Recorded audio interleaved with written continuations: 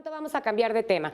Para algunos es la forma de expresar sus ideas y gustos. Para Trixie es el lienzo para mostrar su talento. Veamos esto. Con 3 años como tatuadora profesional, Trixie, como se hace llamar, nos comparte que no cualquiera puede llegar a ejercer este oficio, ya que se requiere de importantes conocimientos como diseño, combinación de colores, uso de materiales, higiene y hasta una pequeña parte de medicina. Lo primero es como aprender a dibujar, ¿no? Porque es un paso muy básico para un tatuaje. Y yo empecé haciendo cosas muy pequeñas y muy sencillas, y ya conforme eso pues empecé a tener experiencia. Igual la práctica es como muy importante porque puedes saber mucha teoría o puedes tener mucha noción de tatuaje, pero si no practicas no sirve de nada.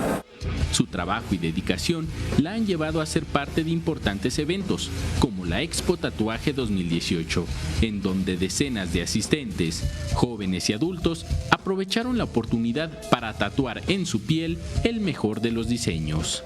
Pero como cualquier oficio o profesión que requiere el uso de agujas, también tiene sus riesgos, y es importante que el tatuador los conozca y tome los cuidados correspondientes para su seguridad y la del cliente. A primer plano es la seguridad del cliente y tu seguridad como tatuador, ¿no? No nada más necesitas cuidar al cliente, sino también necesitas cuidarte pues en cuestión de que no te vayas a picar con una aguja y todo eso.